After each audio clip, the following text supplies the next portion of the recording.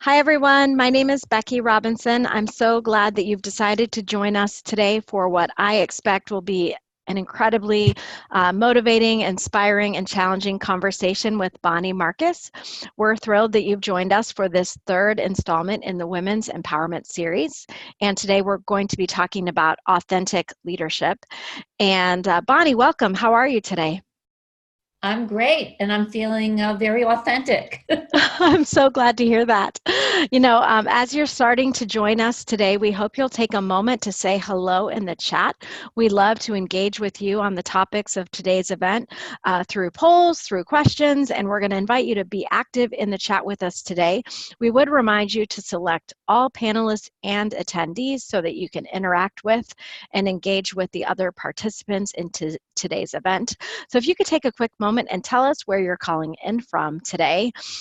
I'm a little bit angry at Bonnie, to be honest and authentic, because she mentioned that it's going to be chilly in Southern California today in the 60s. And when I woke up this morning, it was in the single digits. So we're having a little disagreement here, and it looks like many of you have also called in from cold places: Cleveland, Toledo, Chicago. Oh, I saw Well, somebody from New Zealand, and I was just there a couple of weeks ago. That's great. amazing. I do see New Zealand, Vancouver, Hawaii. So probably some other people I might be mad at about the weather, and probably some people who could commiserate with me. Welcome to you in the Philippines, Jennifer. We'd also love to know if you happen to be participating in today's event as a part of a group in your organization. We have found that many people will attend these events as a chance to learn together with their teams. And if that's you, please tell us the name of your company so we can shout you out. So welcome in the UK. Wow, some more California folks. Looks like Orange County, Irvine. Thank you so much. And we will get started with the content in just a few minutes. But before we do so, we want to let you know about a few other considerations. One is that we are recording today's event, and you will be able to access the recording after the event to share with friends or colleagues or anyone else who might benefit from today's content. And at the end of the session, we'll have some interesting information for you about other ways you can learn from Bonnie. So we want to make sure you'll stay on until the very end. And we invite you throughout today's event to share your questions, ideas, thoughts, stories, any input that you want to, and we will be watching the chat. And, if your question relates in the moment, I'll be sure to share it with Bonnie. And then toward the end of the hour, we will have some additional time for questions. So as we start off this topic today about authentic leadership, we want to start with a poll. And I'm going to go ahead and get that out there, and we are excited to hear what you have to say. So the first question on today's poll is, do you show up as authentic and confident in the workplace? Always, frequently, rarely, or never? And if there's any nuance that you'd like to tell us in the chat, maybe you show up as authentic but not confident, or maybe you're confident but not authentic. I didn't think of that until I read the poll, Bonnie. I know. um, That would but end up being a few more questions. it would end up being a few more questions. So we'll give you a few more seconds to comment on this, and then we'll close it up and let you know what we're seeing. Interesting results so far. And thank you, Amanda. Always authentic, not always confident. Same with Michelle. Authentic, always; confident, not so much. And I am sure that we're going to talk about some ideas today that may help you understand why that might be. Here's a comment. I show up confident and am getting used to authentic. Also helping my colleagues to be comfortable with authentic and what that actually means. Yeah, great. Mm-hmm. All right, let's take a look at those results together. And I'm sorry, Jim, that you can't see the poll. You may need to be logged into Zoom on the web in order to see the polls and looking at it in the full screen. So here we have, do you show up as authentic and confident in the workplace? Only 14% of you said always. 80% said frequently, 6% said rarely, and 0% said never. Bonnie, any thoughts on that? Wow, this is a great group. And I think that's terrific. I'm actually a little surprised by the results. I figured we'd see a combination of frequently and rarely. Great. Well, I just realized, Bonnie, that I forgot to introduce you. So for those who may not have met Bonnie before, Bonnie is a top-rated public speaker. She's an executive coach, and she's the author of an amazing book called The Politics of Promotion, How High-Achieving Women Get Ahead and Stay Ahead.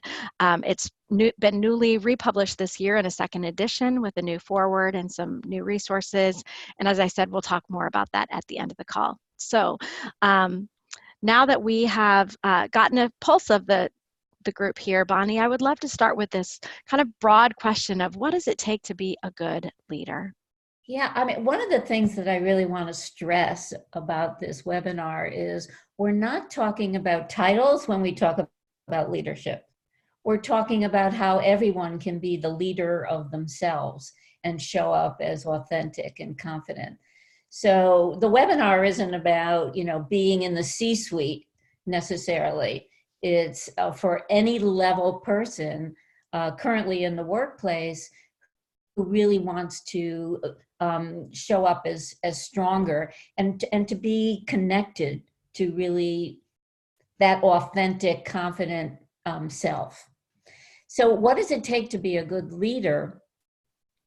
Two things I would say. It's about relationships. And it's about two different types of relationships. I think maybe the first is obvious. It's about how you relate to others, how you build strong relationships, how you build relationships of trust. Do people respect you because you show up as authentic and because you show, probably you're transparent, you show that vulnerability, and people gravitate to you, they listen to your ideas. It's building relationships across the organization, allies and champions, and people who can support you in your in your career. But the most important relationship is the second one, which is the relationship that you have with yourself. Mm-hmm. And you really need to be the leader of yourself before you can lead others. So that's really what I want to focus on today, because that has everything to do with being authentic and confident. If you don't have that connection with who you are, you're going to show up as phony, and people will see right through it. And therefore, people won't respect you, won't necessarily listen to you, and certainly won't trust you. That's challenging for sure. So, Bonnie, as I listen to you, it seems to me that it's easier to focus on those external relationships. It's easier to think about how we relate to others and work on that because it's outside. So what is it that keeps us from that strong connection to ourselves and cultivating that relationship with ourselves first? It's exactly what you talk about. We are more externally focused. We're definitely, and if you think about our society today and the emphasis on social media and how many likes we get and how many comments we get and how many followers we get, we are definitely externally focused. Social media supports that, or maybe facilitates it. I don't know the pony, putting the horse before the cart. I don't know. Mm-hmm. But we are easily distracted and focused externally rather than internally. And I'll tell you why. It's hard. Mm-hmm. Nobody really wants to hold up this mirror and take a good hard look at themselves and figure out, wow, what am I really about? And what are some of my strengths? And what are some of my weaknesses? I mean, it takes a bit of courage to really do that. Mm-hmm. And what I found is, and I'm not sure if people would agree or you would agree, but if I look at my own life, I know that when I was a little girl, I was very authentic and confident. In fact, I was pretty precocious, probably obnoxious. At least my brother thought so. But then as I got older, I was less connected with who I was, started to listen more to messages of other people. Mm-hmm. I wanted to be liked. And I began to shift from really who I was. I lost that connection to now I wanted to please my teachers. I wanted to please my friends. I wanted to please my parents. Mm-hmm. And so I really lost that strong connection with who I was. And it took, years later where I kind of reconnected. So I think over our life's journey, we can look at it and say, wow, at what point am I still connected, first of all? And if not, at what point did I kind of lose it and maybe start to internalize, listen to some of these messages Mm-hmm. that we heard from other people and begin to and change our behavior as a result of it. Well, it sounds to me, Bonnie, and this is standing out to me as you talk, that we need to cultivate an awareness about whether we're connected to who we are inside or whether we're becoming what we think other people want from us. And we may need to pause in order to figure that out. Oh, we definitely need to pause. We definitely need to. And there's a balance, right?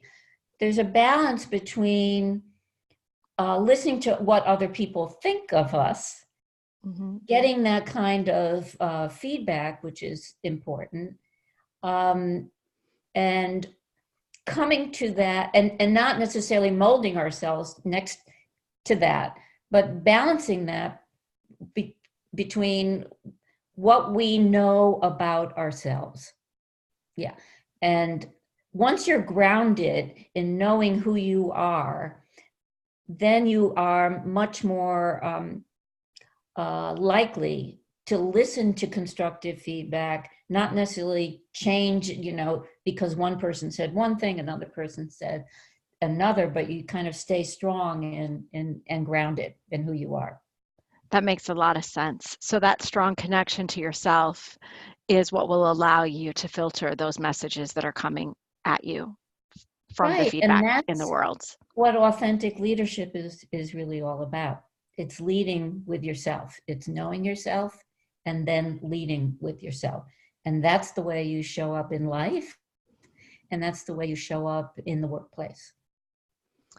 That's really helpful. I love that framing. So we have another poll, and it's on this topic. And I think this is when we want to use it, Bonnie. So the second question really speaks to those of you who have times where you're not showing up as authentic or you're not showing up as confident in the workplace. And we're curious about what it is that keeps you from showing up as authentic and confident in the workplace. So if you could take a moment to share your thoughts, and if you have any reasons or ideas that are not on our list, please feel free to type those in the chat. A reminder that if you want to share publicly, please select all panelists and attendees so that everyone can see your comments. So if there are some reasons beyond the ones on this list, feel free to put those in the chat. And we'll give you a few moments. I did see a question in the chat about whether or not we'll share the video link from today, and yes, we will. We'll have a follow-up email that will go out after today's event so that you can share this recording with others or watch it again yourself. So I'm going to give you a few moments to answer this question. What keeps you from showing up as authentic and confident in the workplace? Becky, I forget, do they have the ability to choose more than one? You know, I'd have to ask Kelly, our chat host, about that. I think that they have to only select one. Okay, so your best answer to this. Yes, thank you. Mm-hmm. And I do see a note from Amanda that she tried to list more than one. So if there are others that you want to share, again, you can put those in the chat. So here's a comment. My confidence was negatively impacted by a previous leader. I feel that one, Amy. Yeah. So we'll give you a couple of more moments if there are any others who would like to respond to the poll, and then I'll share those results with everyone. Yeah, and that just reminds me of that comment, Becky, of a lot of my coaching clients who may have had a less than supportive manager. And when you're not grounded in really in your talent and what you can bring to the workplace, very often we are damaged by that. It can be pretty toxic. But I think what we need to keep in mind is usually that comes from somebody else's insecurity. Yeah. Say more about that. Well, people will blame or look to knock other people down when they don't really feel good about themselves, or they feel competition. I mean, I've had clients who were extremely talented, and their manager would kind of berate them in public or knock them down because they felt a threat. Mm-hmm. Instead of feeling, really strong about my team, I feel like, well, maybe they're smarter than I am, or, it comes from insecurity, I think. Sure. Well, and there are at least 3 comments in the chat about people dealing with negative managers. One person mentions confidence taking a hit from a manipulative, bullying boss. Wow, that's really tough. And then a comment of having no opportunity to advance regardless of work efforts. So I'm going to go ahead and show the poll results. And it looks like the biggest area here is that 34% of you hesitate to self-promote and don't want to draw attention to yourselves. And that's what keeps you from showing up as authentic and confident in the workplace. It looks like the rest are fairly evenly divided, 28% saying, I listen to my negative self-talk. Yeah, so that's interesting. I've done a lot of research on women and ambition, why women, what some of the obstacles women feel they have in the workplace, as well as how we may hold ourselves back. And the number one was I hesitate to self-promote. And that's why I love this topic today, because many of the reasons why we hesitate to self-promote are because, number one, we don't recognize our accomplishments. We don't own our value and our talent. So it's because we're not grounded in who we are and what we contribute, our value proposition, that we don't know how our work can serve others. We don't know how to powerfully, effectively advocate for ourselves in a way that doesn't end up being, a backlash. Mm-hmm. Like, oh, she's bragging.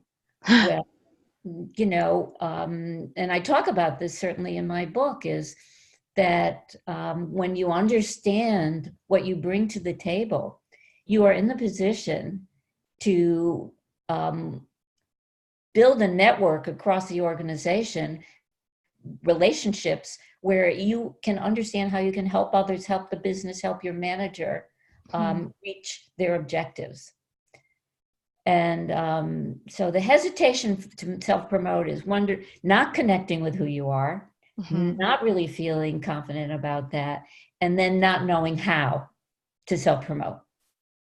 Sure. Well, that's really powerful, Bonnie, and thank you for sharing that with us. We have tons of comments and questions in the chat, so I'm going to go to some of those for a moment and then come back to where we were. One of the comments that I thought was really powerful is that it's sometimes difficult to be authentic if you're going through hard times. So thank you for that comment. And then here's a question. So regarding imposter, feeling like an imposter, usually this tends to connote that one feels like she might not have earned her place in a role. And how often do you see it represent underutilized? So could we feel like imposters if we're underutilized? I think that's the question. Feel free to clarify. Or let's just talk for a moment about feeling like imposters. Why do we feel like imposters? Wow, first of all, people who feel like imposters are usually high achievers. And we feel that because we're not connected really with what we bring to the table and our true talent, we feel that we didn't earn it, that, oh, it's just luck that I made it to be director of this or VP of that. Mm-hmm. It's just a matter of luck, never giving ourselves the credit for why we've achieved certain things. And Mm-hmm. very often luck has something to do with it, timing has something to do with it, but it's not totally based on that. Mm-hmm. So we feel like we haven't earned, whatever we're talking about, whether it's a promotion or a raise. We also feel, anybody could do this. So why am I being recognized? Just Mm-hmm. not, it has everything to do with the topic today. It's like not owning who you are. Mm-hmm. Losing a connection to who you are. What about self-sabotage, Bonnie? In terms of what? So as it relates to the question of what keeps you from showing up as authentic and confident in the workplace, is there ever a time where we're, subconsciously or consciously sabotaging ourselves in that process? Question Oh, from Michelle. yes. And we're going to talk about that, I think, in the next poll. But we sabotage ourselves when we hesitate to self-promote, when we listen to some of the negative messages and negative self-talk. Mm-hmm. And we'll talk about that in a minute. But when we internalize, when we believe these messages and limiting beliefs, we don't take the action that we know would be necessary to get ahead. Mm-hmm. So there's a direct link. So if I feel that I'm not smart enough to get promoted, then I'm not going to raise my hand.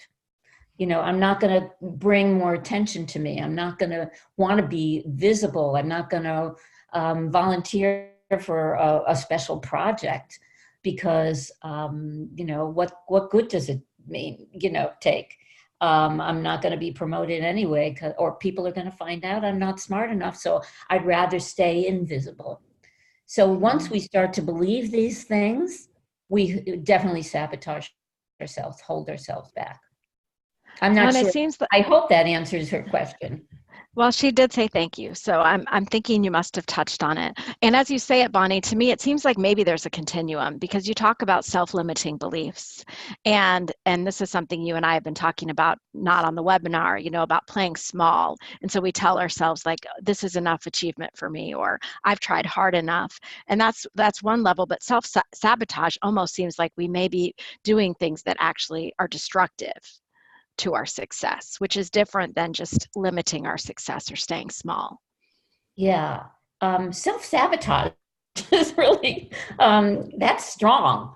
It is. I often talk to my clients about, well, how do you hold yourself back? Mm-hmm.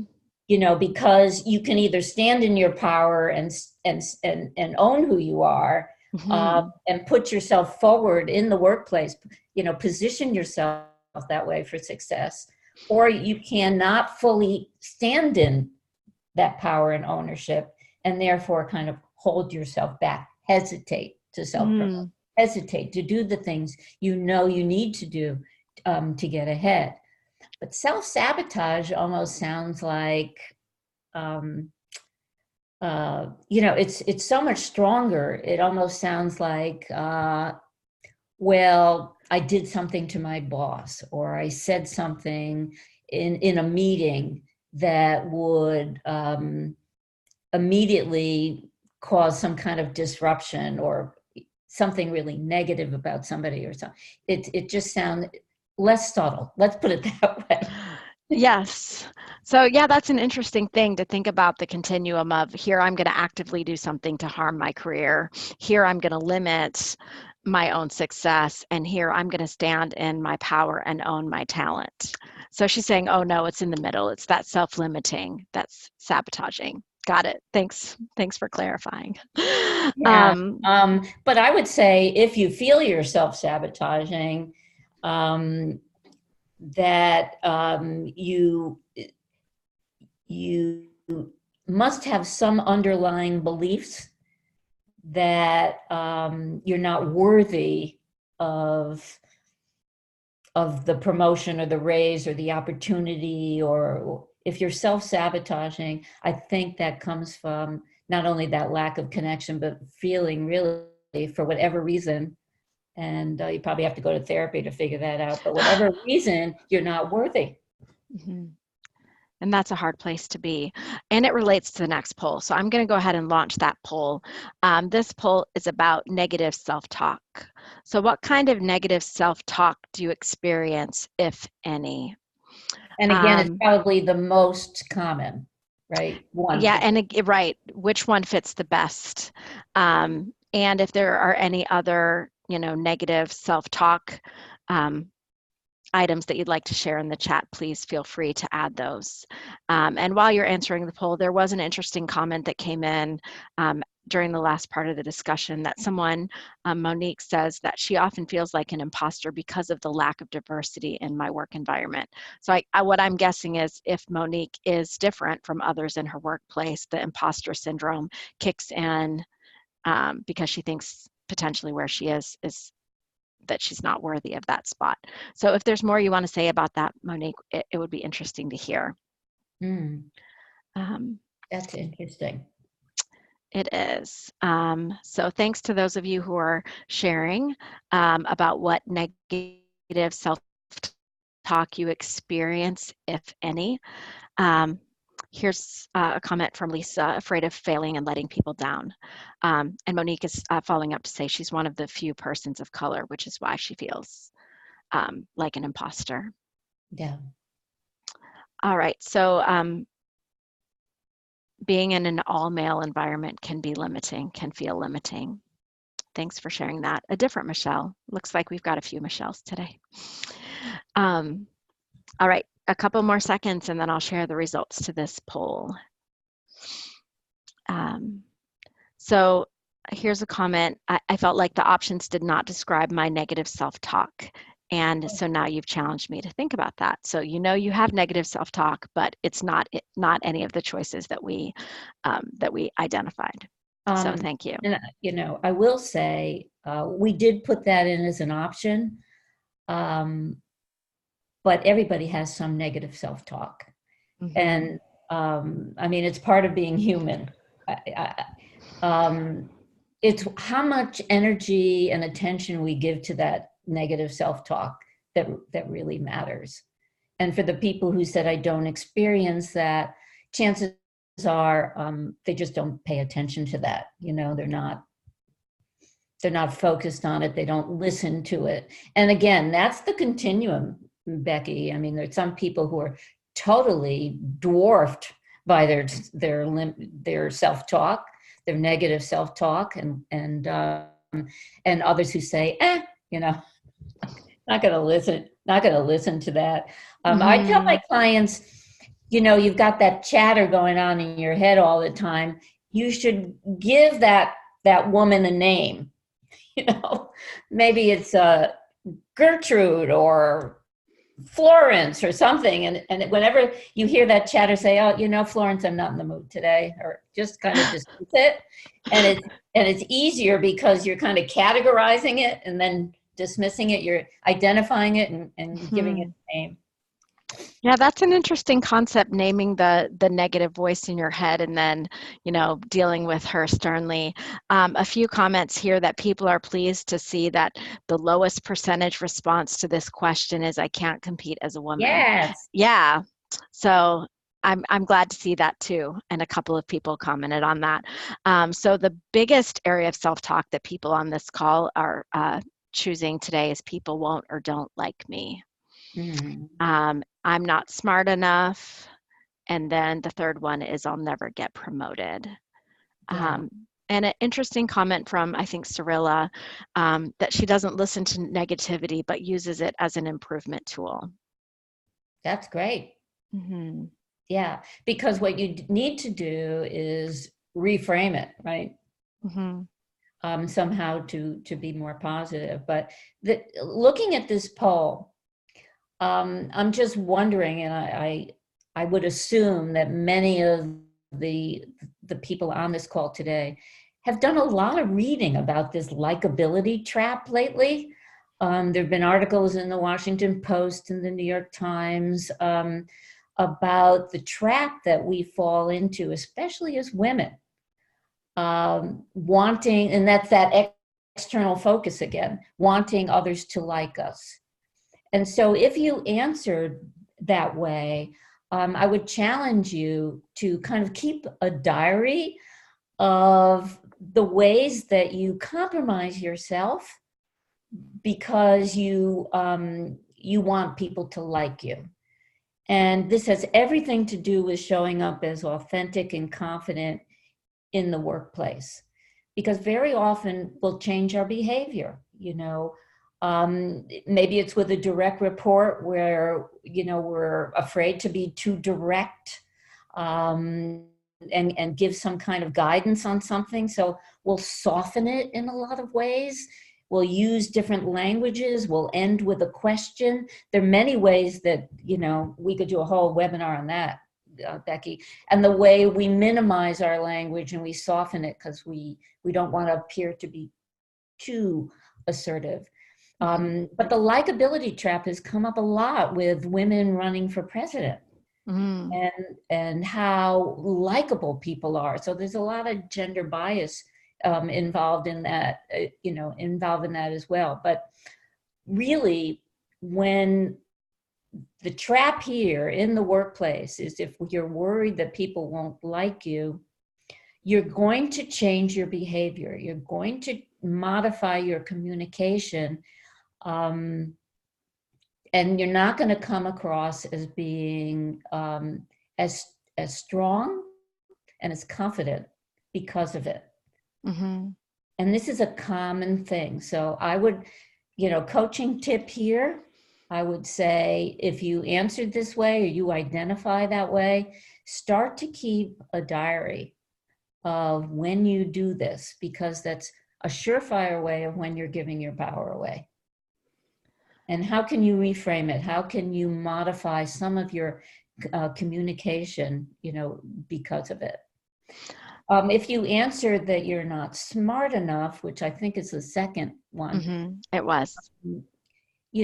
Be very aware of how you're changing your behavior because of that. And how, if you're modifying your behavior and your communication, is that holding you back? So, and I talked a little bit about this earlier. Well, if I feel like I'm not really smart enough, I'm not going to give my opinion or raise my hand in a meeting, even though I may have a really good idea. I'm not going to volunteer for a special assignment. I'm not going to put my hat in the ring for a promotion. I'm not going to ask for a raise. I'm not going to do a lot of the things that I know would help me move my career forward, because I'm listening to this chatter in my head that I'm not smart enough. So the reason that I thought that this poll needed to be included in its important part today is, for everybody to challenge themselves on, if you identify with any of these, to say, how does this change my behavior? How is this holding me back? How is this preventing me from being authentic and confident in the workplace? Yeah, that's really helpful. And there are so many comments, and I appreciate so much the folks who are taking the time to share their thoughts. I see a question here from Raylan, and she's wondering, what if the strong, assertive approach isn't accepted in my workplace? So if that's who I am, how can I show up as authentic and confident if the message I'm getting in my workplace is, that's not accepted here? Oh, and I guess the caveat is, as a woman, I would want to know. Yeah, I don't know, Raylan, if you can clarify that. Is it a strong, assertive woman? Yes. Yeah, okay. So and again, we could do a whole webinar on assertive communication. You want to make sure that it's assertive and not aggressive.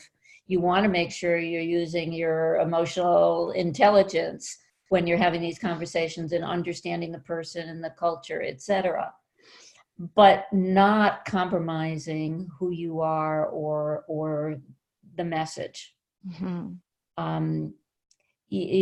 want to make sure that you understand what would resonate with the person that you're talking to without compromising the message. And not being, so the difference between aggressive and assertive is assertive is really standing in your power, being confident, and letting people know how you're feeling about something. Mm-hmm. So you're always starting something with I, right? I didn't appreciate, or I felt a little awkward when you brought that up, or I would like to bring up this point, and something that somebody else might have said that diminished you in any way. But assertive is when you say, you said this, and that may, it's kind of in your face. So I would reach out to that person and say, make sure you are being assertive and direct and not necessarily aggressive. And it's hard for me to know, but also understand first what the message is that you want to get across and what is the best way to communicate that message. Sure. And while you were saying that, Bonnie, I don't know if many of the people were on the last call where we were talking about microaggressions, but I know that on the last webinar, if you didn't have a chance to see it, I would encourage you to visit YouTube and watch that last webinar. But it was so powerful. One more thing I want to add. Oh, yeah. Is that, and this isn't something I always recommend, but if you find that your values don't align with the company where you're working, then you need to, or the department, then you need to take a good hard look at that. Because if you are not supported as who you are, if you're not going to be positioned for success and given the resources for success, that's going to have a long-term effect on your career success, I guess. Sure. That's really powerful. So I know that we want to make sure that we talk about this idea of the story you tell yourself about yourself. And I'm excited for us to go here together, Bonnie. So let's talk for a moment about what role the story you tell yourself about yourself has in your career success. Hopefully that makes sense. Well, it does. So we all have a story. We all have a story that we constantly tell ourselves about ourselves. And it could include a lot of the things that we talked about in this poll. Maybe the story is that you're not smart enough. I'm never really going to get ahead. Mm-hmm.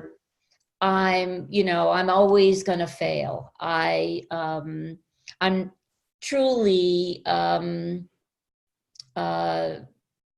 I truly believe I'm never going to make it, or I'm certainly not going to make it as a woman.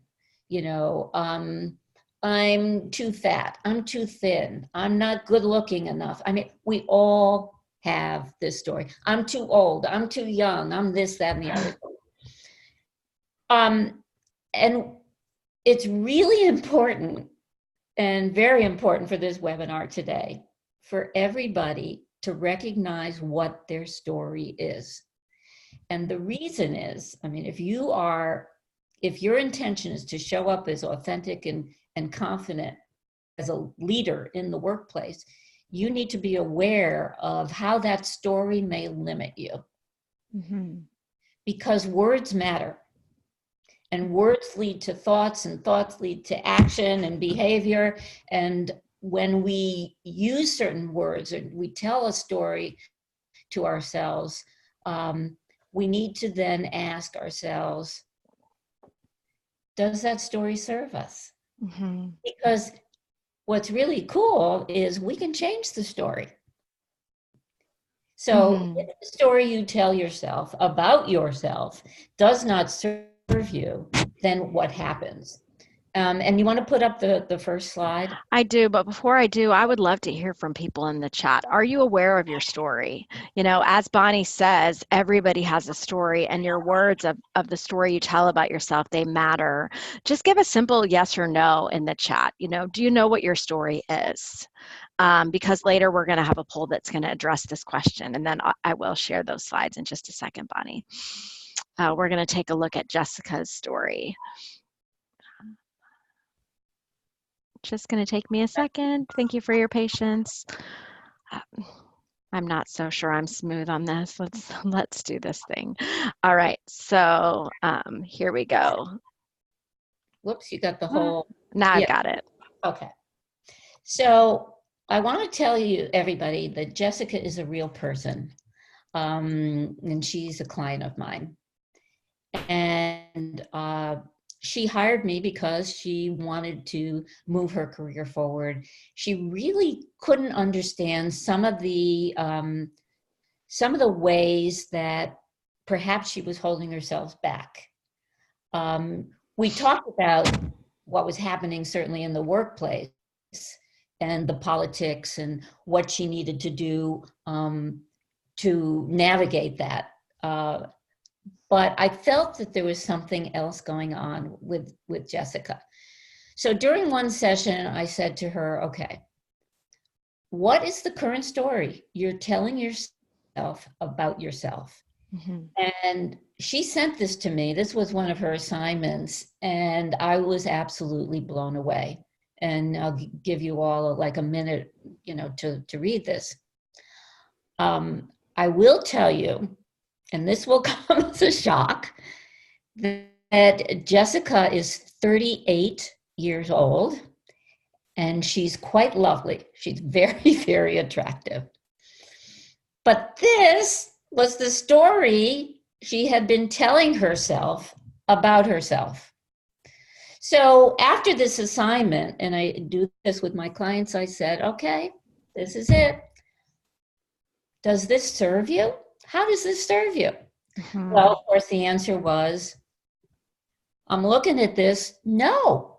And if I really believe this about myself, then I'm going nowhere. Mm-hmm. So, of course, then the next assignment was, all right, I want you to now rewrite the story in a first person again, in with a very empowered, action-oriented choice of words, and write it as if you are already there where you want to be. And so this was Jessica's second story. If you could pull that up. Sure thing.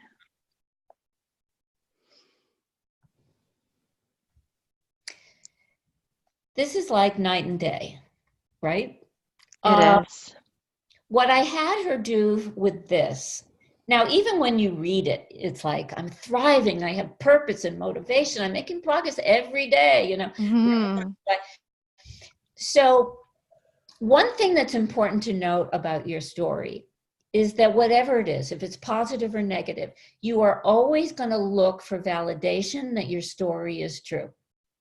Mm-hmm. So if you really believed, like the first story that she wrote, then every day she's going to look for validation that that's true. If somebody rolls their eyes in a meeting, oh, that's it. Or Right. if you're passed over for something, oh, yeah, right. Because we do that, we self-select. It's like, when you're pregnant, you look and everybody's pregnant, Mm-hmm. right? Or you're buying a new car and say you're looking at a particular car and all of a sudden that's all you see on the road. So we do this, it's kind of human nature. So my point is, when you move to a new story and you read this every morning and you post it and you look at it now, and this was another assignment for her, I want you to write down, I want you to start looking for validation that this new story is true. Mm-hmm. And then it begins to build your confidence and you feel much more empowered. Create positive affirmations from this. Mm-hmm. But definitely, until you are totally there and own it, say the story out loud, look for validation every day that this is true, because you will find it. And Yes. begin to build up that confidence and authenticity that you need to show up as a leader.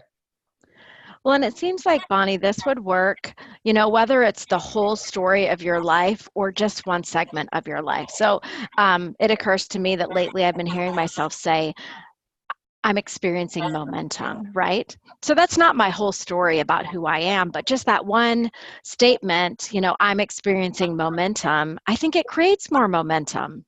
Yeah. So Yeah. it doesn't even have to be the global story. It can also be, these mini stories.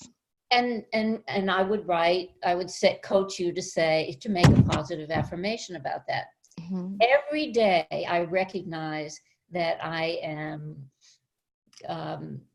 motivated, or I am successfully achieving my goals. Mm-hmm. Something positive like that, Mm-hmm. to recognize from that story. Yes, and I couldn't see the chat while I had the slides up on my screen, but I see a lot of comments that yes, people are aware, some people not aware of their story. One comment from someone who says, story used to be about being unworthy, but it's been changed around. Another person saying, yes, I've been aware of my story after starting a mindfulness practice. Here's someone who says, I feel like I used to know my story, but it's gotten muddy. Someone is sharing, I do have a story and I like it, but I want to build on it and determine what I really want out of life.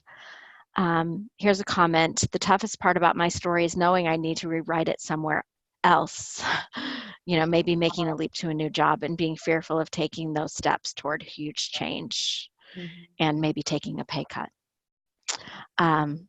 So thank you for those of you who've been sharing. I'll just comment to that person, there's power in that. Mm-hmm. We have the ability to choose whether we look at something from a negative point of view or a positive one.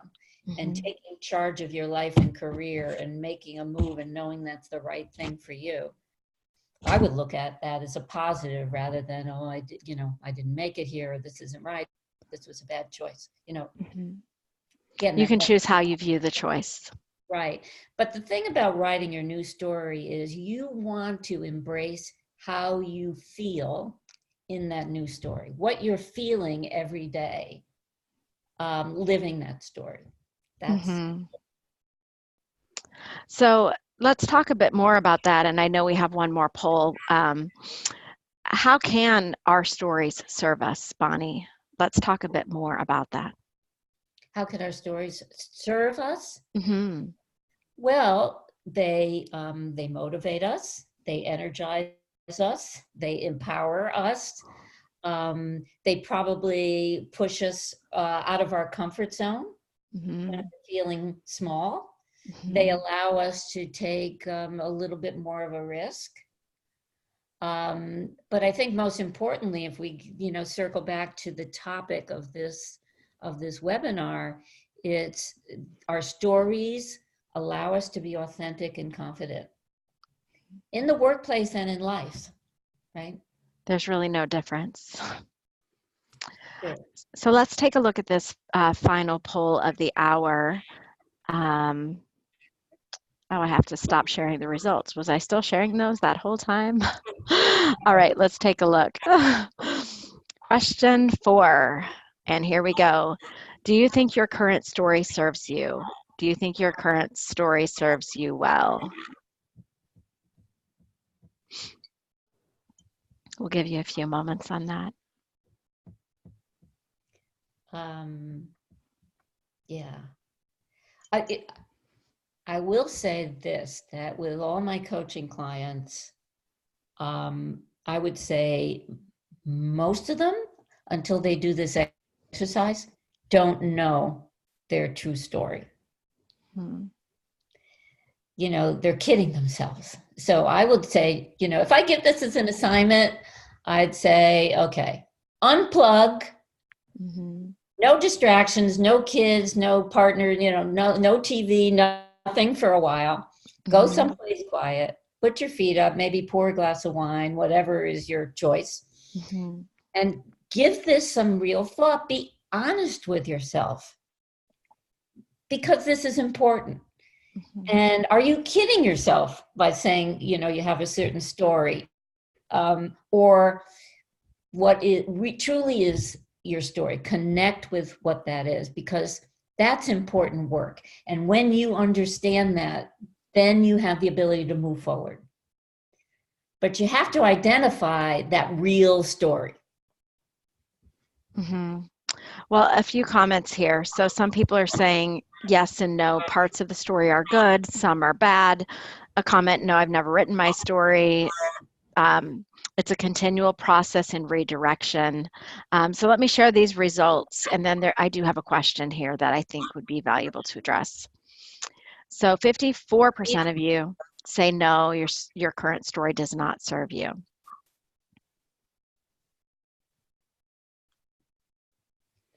So here's the question, Bonnie. Another Michelle wants to know, how do you change if your story is influenced by your family?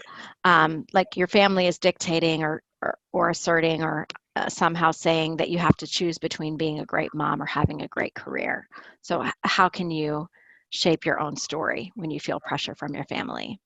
When you feel pressure from your family. Mm-hmm. That's a really, really good question, because early in my career, I struggled with that so much. And I was divorced with 2 little kids. I really didn't have a choice. I needed to work. And it was a real struggle between how do I build my career, which I know I need to do for financial, and I think it really boils down to coming up with, your own individual path. Mm-hmm. And what that looks like in terms of your career. Every situation is different. So, I would, I'd say to this person, you can reach out to me, and I'd be glad to offer you a little bit of free coaching around this to decide what your path is, without necessarily compromising your power, but feeling good about it. Mm-hmm. Because there are different paths, and whether or not this person has to work full time because they have to, or whether they take an alternate route.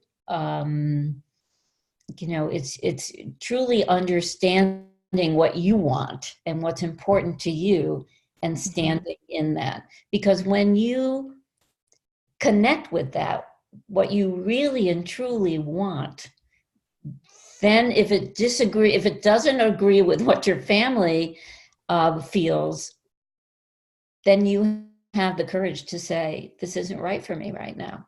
Mm-hmm. And that's where the authenticity and confidence comes in. But you need to know, you need to know first what you want. You need to be connected with who you are and what you value. Sure. And I have a comment here that it would be helpful if there are questions to ask ourselves in order to get to our real story. So that's a really, I bet you have those somewhere, Bonnie. I bet you use those with your coaching clients.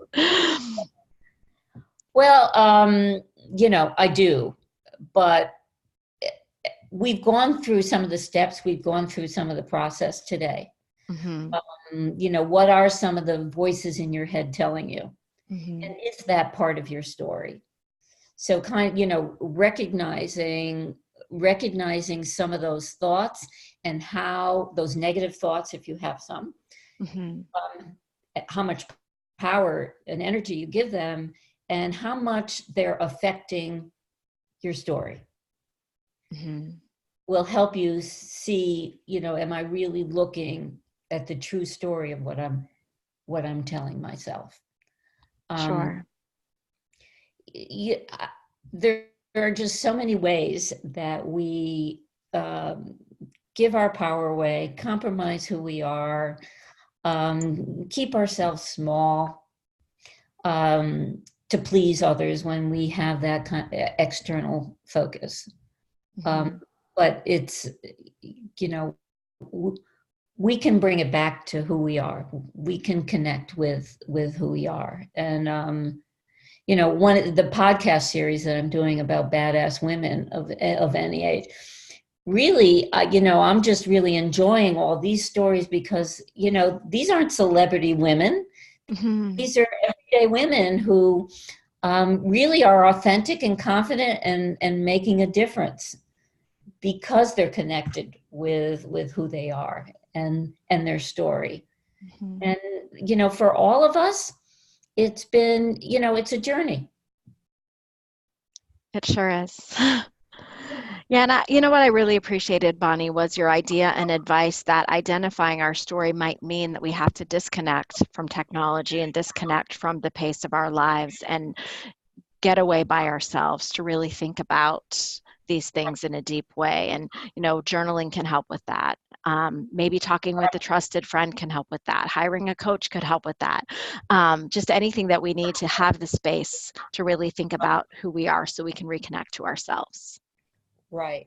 But I just, some of the danger there is, listening to a trusted friend. People see us somehow differently than, and sometimes we like the way they see us, or they don't. But that, if we listen to that, that could distract us from really the story we tell ourselves. Ah, got it. So the getting away part is exceedingly valuable here. Just Space. being alone with ourselves. Yeah. For sure. Well, we've just about come to the end of the hour. So if you have any additional comments or questions, you can feel free to put those in the chat. We would always love to hear your feedback about what you found valuable about today's event. I know I have lots of new thoughts that I didn't even have, even though we prepared to have this conversation today. So I'm sure that those of you who have spent this hour with us have those as well. I do want to remind you of a few really important things. The first one is Bonnie's podcast that she mentioned, Badass Women at Any Age. You can download that anywhere podcasts can be found on your podcast app or on all the places. So we would welcome you to subscribe and rate Bonnie's podcast. It's just getting started. We're in episode 8. The next thing is to check out Bonnie's newly released paperback edition of The Politics of Promotion, which you can find on Amazon. A third thing you could do is to visit Bonnie's website at bonniemarcusleadership.com. Bonnie has tons of resources to help you on your journey. And the final thing would be to check out Bonnie's Express Coaching.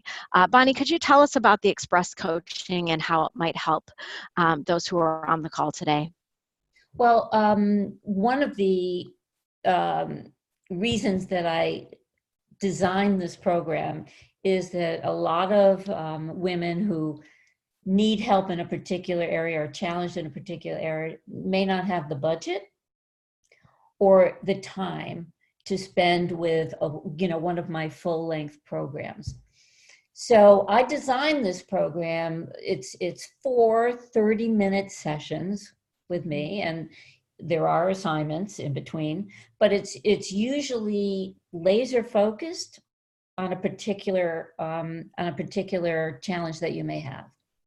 So say you need help overcoming some of your limiting beliefs, or you really want to write a new empowering story, or you feel that you're giving your power away and you want to know how you're doing that and how you can regain that and show up as authentic.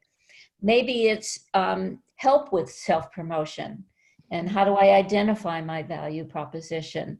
Maybe it's preparation for an interview that you have coming up. But whatever it is, it's usually, because they're short sessions, they're 30 minutes. It's best used if you have a particular challenge that you're trying to work through. And the program is 4 30-minute sessions, and it's $750. Okay, so if that sounds interesting to you, I know that Bonnie has a limited number of spots left this year and going into next year for that Express Coaching program. We will be sending a follow-up email that includes today's link and all the links to the podcast and the website and all the places you can connect with Bonnie. And I would encourage you to reach out to Bonnie at bonniemarcusleadership.com. In case that offer seems like something that would be valuable to you. So Bonnie, thank you so much for this time together, and I can't wait until next year. We'll be back in 2020 with more installments in this webinar series. Thanks, Bonnie. Thanks, Becky.